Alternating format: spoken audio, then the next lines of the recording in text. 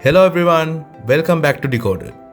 You may be thinking, today's video is a bit different. We can't even see his face. Why?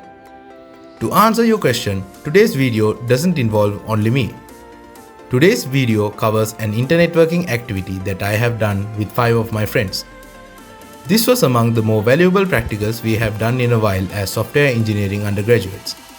So in this video, we will be setting up a total of 6 PCs in a star topology, including critical infrastructure like DNS, DHCP, HTTP and FTP servers.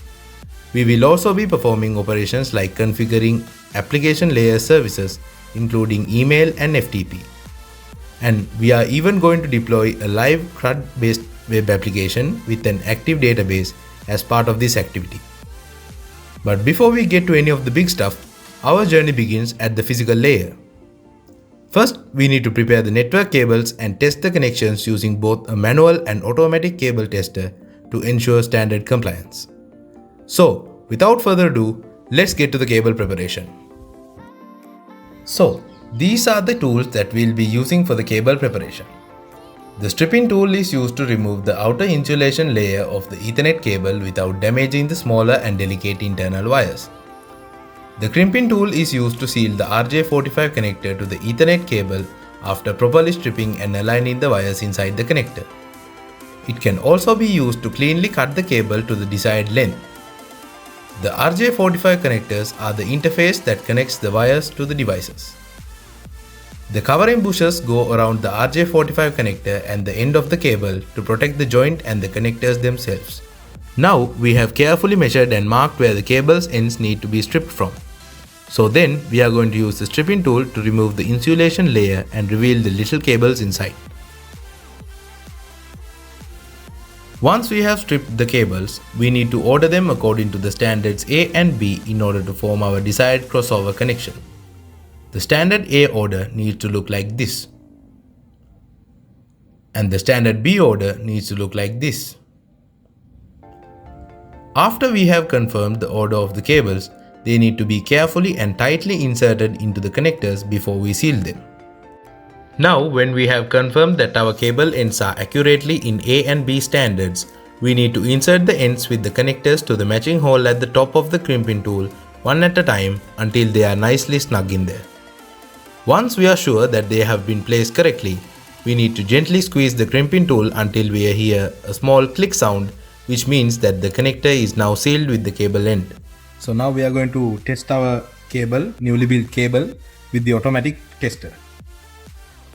So we are going to connect the cables like this. One end in here and the other end in here. Now when we press this button, it shows that this cable is a crossover.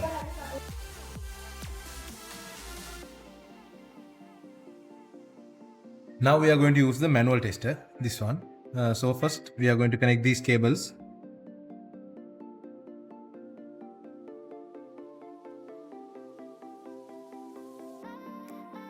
And now, when we turn on the manual tester, the lights on both the connected units start blinking. These need to be blinking in a specific pattern if our cables were made properly.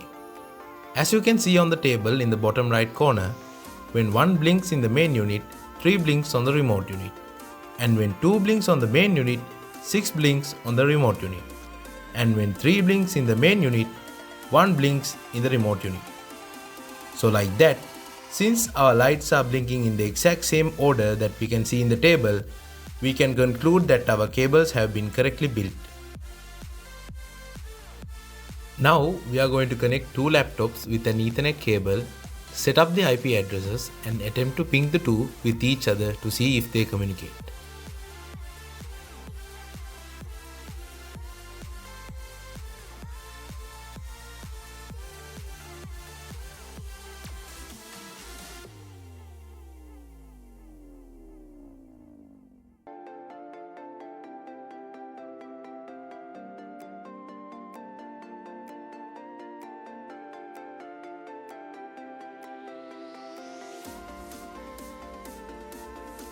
As you can see, both the devices pinged each other, signaling a successful connection and communication.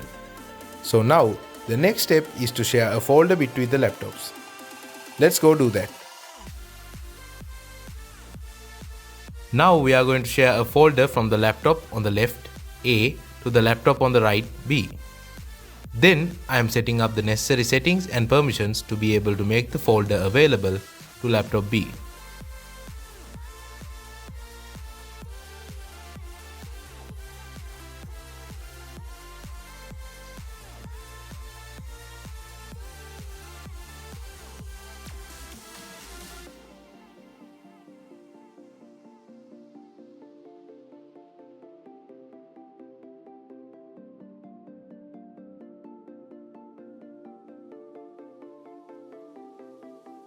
Now, after setting everything up in laptop A, when we type laptop A's IP address on the run command on the laptop B with 2 / and click OK, the run command will find the shared folder and allow the user of laptop B to view the contents.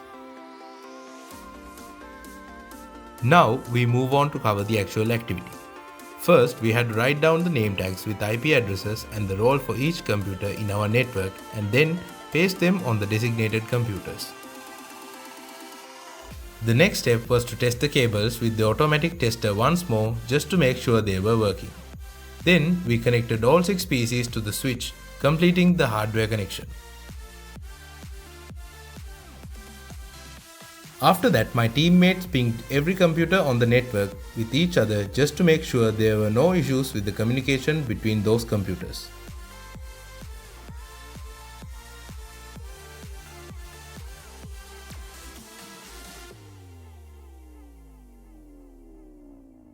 As the next step, we are going to set up the DHCP server so that we can assign an IP to our client PC. We are using dual DHCP DNS server. First, we need to open up the dualserver.ini file inside the dual server folder and set up all the details relevant to the DHCP server.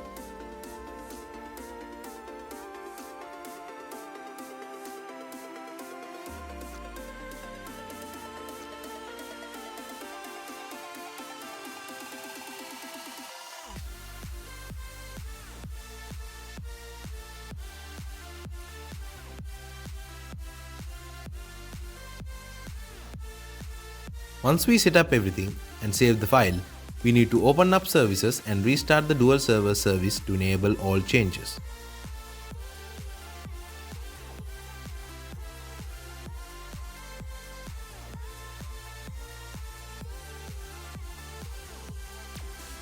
Once that is done, we will be able to see that our client PC has gotten an IP of 10.20.30.60 once we type in ipconfig inside that PC. For the next step, we are configuring the DNS server. Since we are using the dual server service, we will be configuring the dualserver.ini file again. But now, we will be adding areas like domain name and the domain addresses for each functionality server in our network. Then, we will be adding a dummy A record to our client PC in our DNS server to demonstrate the adding of address records. Now, when we go to the client PC and type nslookup space www.lnbti.com, we will get the details of the DNS server such as its address 10.20.30.49 and also the details of the server that holds the domain name www.lnbti.com, which is in this case our web server, that is 10.20.30.51. Now, since we added an address record in the dualserver.ini file that said that the host dummy.lnbti.com exists at 10.20.30.60, which is the client PC, we can use nslookup space dummy.lnbti.com to check if our address record is doing its work. Since this has succeeded and the CMD shows these results, we can confidently say that our DHCP and DNS server setup is successful. Now, we are going to set up a mail server to host email communications within our network. We have used HMail server for this. After we have successfully installed and set up the HMail server, we have come to this window where we need to set up a domain and also some email accounts under that domain to fit this activity's requirements. As you can see here, we have created 4 separate email accounts: a client, developer, hosting, and a registrar. For the mail client, we are using Mozilla Thunderbird. Here you can see that we have set up 4 email accounts using Thunderbird in 4 different PCs. Now we are going to send some emails to confirm that our mail system is working properly. First, we are going to send a mail from the client to the developer. In this email, we are requesting a web page from the developer for our business purposes. Now we can see that the mail was sent to the developer since we can see it in the sent folder. Then, as the developer, we will reply to that mail accepting the client's request and informing that we will send him a draft shortly. Now we can confirm that the reply was successfully sent to the client since we can see it in the client's inbox. Now we begin the website part. We have developed a fully operational CRUD website to manage a team as per the request of the client. Here we can add members, edit their details and also remove them. This web page is not yet published into the web server, which we are going to do in this section.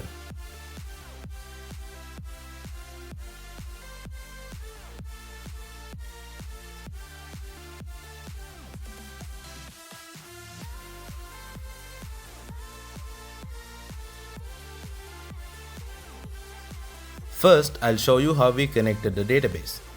We created a database called BusinessDB inside the Exam MySQL server.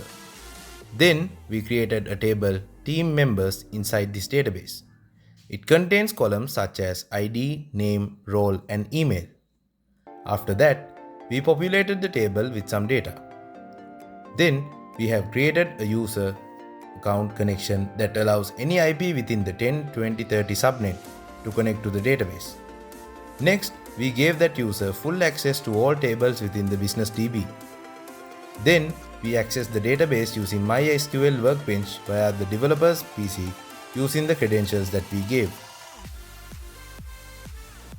Next, from the developer PC, we are going to send an email to the registrar account requesting a domain name for the website. This we have already done using the dualserver.ini file during the DNS section. So now, the registrar is going to reply to that mail giving the developer a domain name for his website. Then, when the developer receives the reply, he knows that he now has a domain for his website.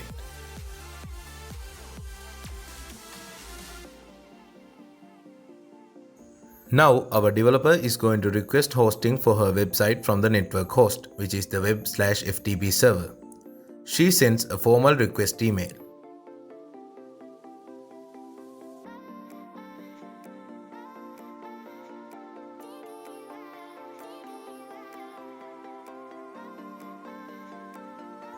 Then, when he receives the email from the developer, the host first goes into the FileZilla server administrator and allows the developer to form a connection using an account to access the server using the FileZilla client. The developer is given access to read and write files to the exam/htdocs folder inside the web server PC.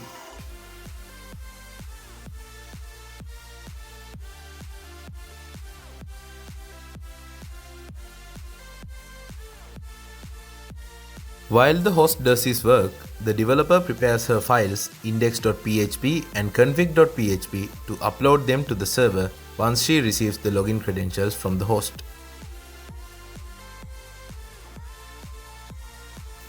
And now the host replies to the developer's hosting request with the credentials needed for the developer to connect to the server using the FileZilla client and upload her website files.